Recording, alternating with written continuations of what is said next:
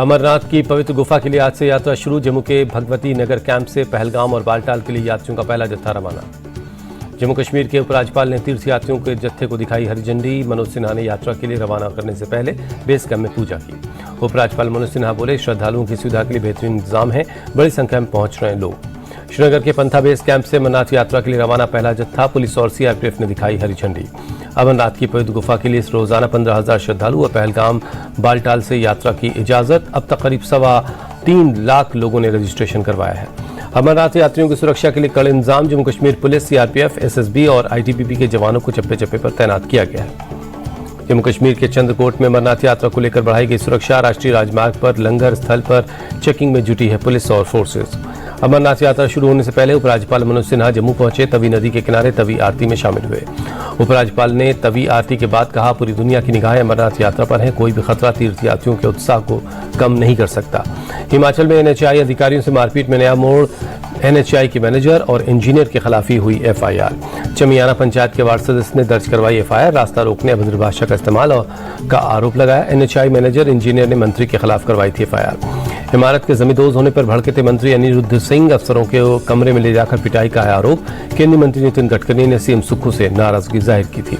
NHI के अधिकारियों के साथ मारपीट के मामले में सीएम सुक्खू का बयान। बोले, किसी को भी कानून अपने हाथ में नहीं लेने देंगे, उचित कार्रवाई का भरोसा दिया। कोलकाता लॉ कॉलेज छात्रा के साथ गैंगरेप मामले में सुनवाई में नया खुलासा। वारदात के दौरान बिगड़ी थी पीड़िता की तबीयत। आरोपियों ने इनहेलर दिया था। पुलिस ने कोर्ट को दी जानकारी। आरोपी जैब ने ऑनलाइन पेमेंट कर मेडिकल स्टोर से खरीदा था इनहेलर। पुलिस के पास मेडिकल स्टोर का सीसीटीवी फुटेज। गैंगरेप पर सीएम ममता बनर्जी के मंत्री का शर्मनाक बयान। मानस भूनिया ने गैंगरेप को कहा छोटी सी बात। मानस भूनिया ने कहा, टीएमसी कार्यकर्ता इसे नजरअंदाज कर आगे बढ़े। बीजेपी नेता अमित मालवीय ने शेयर किया वीडियो। बीजेपी नेता दिलीप घोष का टीएमसी पर अटैक। रेप केस में आरोपियों को बचाने की हो रही कोशिश। महिला सुरक्षा को लेकर ममता सरकार गंभीर नहीं। पश्चिम बंगाल के 24 परगना में कोलकाता पुलिस के खिलाफ विरोध प्रदर्शन। बीजेपी कार्यकर्ता कोलकाता लॉ कॉलेज गैंगरेप के खिलाफ सड़कों पर उतरे। 5 देशों की यात्रा पर पीएम मोदी। आज सबसे पहले घाना पहुंचेंगे पीएम। रक्षा, ऊर्जा समेत कई द्विपक्षीय मुद्दों पर होगी बातचीत। घाना के अलावा ट्रिनिडाद टोबैगो, अर्जेंटीना, ब्राजील और नामीबिया का दौरा करेंगे पीएम। ब्राजील में हो रहे ब्रिक्स सम्मेलन में शामिल होंगे। वॉशिंगटन में क्वाड विदेश मंत्रियों की बैठक में विदेश मंत्री एस जयशंकर की दो टूक। कहा, आतंकवाद पर दुनिया को जीरो टॉलरेंस दिखाना चाहिए। पीड़ितों और अपराधियों को समान नहीं समझा जा सकता। विदेश मंत्री एस जयशंकर ने कहा, भारत को आतंकवाद के खिलाफ अपने लोगों की रक्षा करने का पूरा अधिकार। हमारे क्वाड साथी इसे समझेंगे। क्वाड समिट में आतंकवाद पर जोरदार प्रहार। बैठक में आतंकवाद को लेकर ज्वाइंट स्टेटमेंट जारी हुआ। क्वाड बैठक में पहलगाम आतंकी हमले की निंदा। क्वाड नेताओं ने कहा, पहलगाम के अपराधियों, आयोजकों और फाइनेंसरों को बिना देरी कटघरे में लाया जाना चाहिए। बिहार दौरे पर रक्षा मंत्री राजनाथ सिंह। पटना एयरपोर्ट पर डिप्टी सीएम समेत कई नेताओं ने उनको रिसीव किया। केंद्रीय मंत्री नित्यानंद राय ने की इंडिया टीवी से खास बातचीत। बोले, 2025 में बिहार में एनडीए की सरकार बनना तय है। नीतीश कुमार ने 20 साल में बहुत काम किया है। नित्यानंद राय का आरजेडी पर अटैक। का परिवारवाद, भ्रष्टाचार, तेजस्वी की राजनीति का आधार। लालू के राज में बिहार में भय का माहौल था। नित्यानंद राय बोले, वक्फ कानून पर मुसलमानों को गुमराह किया जा रहा है। चुनाव आयोग पर भी सवाल खड़े कर रहा है विपक्ष।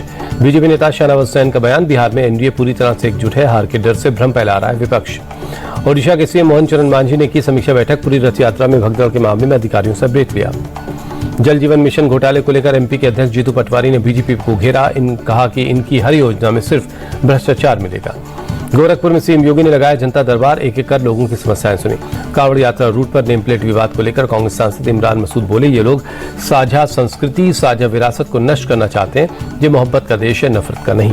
कांवड़ यात्रा रूट पर चेकिंग के दौरान एसटी हसन का विवादित बयान। कहा, इनमें और पहलगाम के आतंकियों में कोई फर्क नहीं। देश में अशांति चाहने वाले दुश्मनों से मिले हुए हैं। सपा नेता एसटी हसन बोले, हिंदू संगठनों को ढाबे की चेकिंग का अधिकार किसने दिया? किसने दिया पैंट उतरवाने का अधिकार?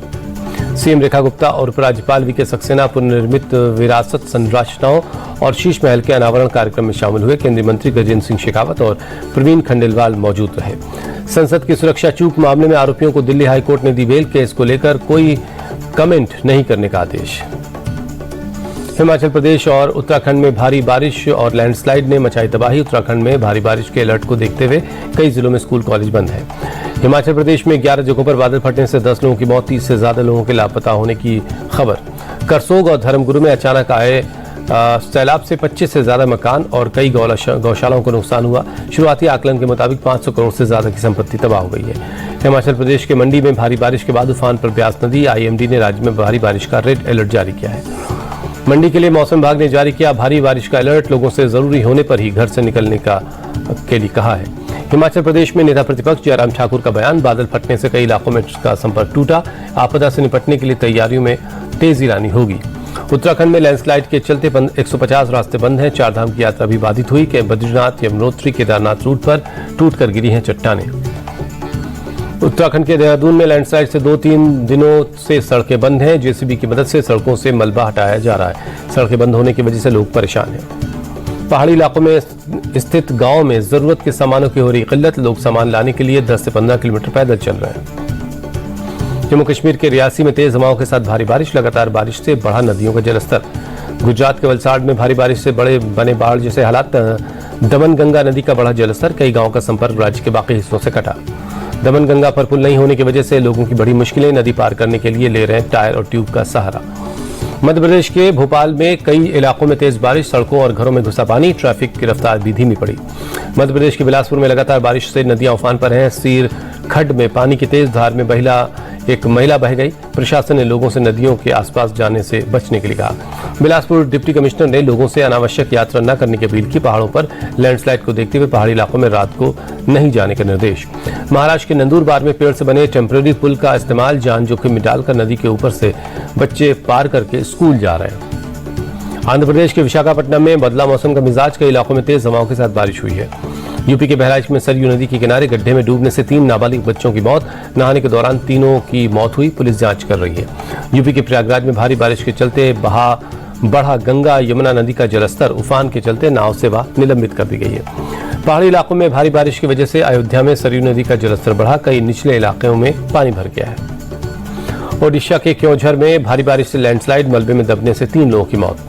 पश्चिम बंगाल के हावड़ा में पेड़ गिरने से 2 लोगों की जान चली गई। पुलिस ने शवों को पोस्टमार्टम के लिए भेजा।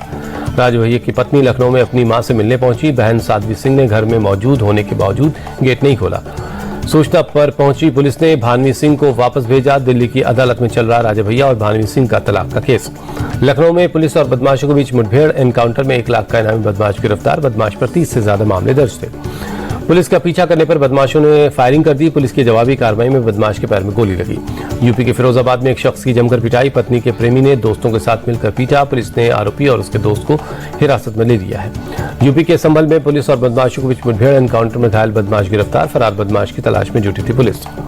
यूपी के बलिया में पुरानी रंजिश को लेकर 2 पक्षों में मारपीट। जमकर चले लात घूसे। 3 महिलाओं के घायल होने की खबर। उत्तराखंड के टिहरी गढ़वाल में कांवड़ यात्रियों से भरा एक ट्रक पलटा। कई यात्री गंभीर रूप से घायल हैं। SDRF ने चलाया रेस्क्यू ऑपरेशन। बिहार के शेखपुरा में थाना प्रभारी पर एक युवक के साथ जाति पूछकर मारपीट करने का आरोप है। पीड़ित ने कहा सिर्फ जाति पूछकर पीटा गया, थूक चटवाया गया। क्या ये इंसानियत है? MP के कटनी में अपेक्स हॉस्पिटल पर मरीज की मौत पर हंगामा। परिवार वालों ने गलत इलाज का इल्जाम लगाया। मध्य प्रदेश के शिवपुरी में प्रेमी संग भागने के लिए पत्नी ने रची फेक किडनैपिंग की साजिश। पुलिस ने आरोपी पत्नी और उसके प्रेमी को गिरफ्तार कर लिया है। गुजरात के सूरत में पुलिस को मिली बड़ी सफलता। 963 करोड़ के ऑनलाइन गेमिंग रैकेट का पर्दाफाश किया। 8 आरोपी गिरफ्तार। आरोपियों के पास से 10 लाख से ज्यादा नगद मिला। कंस्ट्रक्शन ऑफिस की आड़ में चल रहा था सट्टेबाजी का खेल। राजस्थान के बांसवाड़ा में सनकी शख्स ने एक महिला टीचर को तलवार से काट दिया। बस स्टैंड पर खड़ी महिला पर किए कई हमले। हमलावर पहले भी महिला टीचर पर हमला कर चुका है। महिला से जबरन शादी करना चाहता था हमलावर। तमिलनाडु पुलिस ने 30 साल से फरार 2 संदिग्धों को पकड़ा। ब्लास्ट केस में चेन्नई की एंटी टेररिज्म स्क्वाड कर रही है पूछताछ।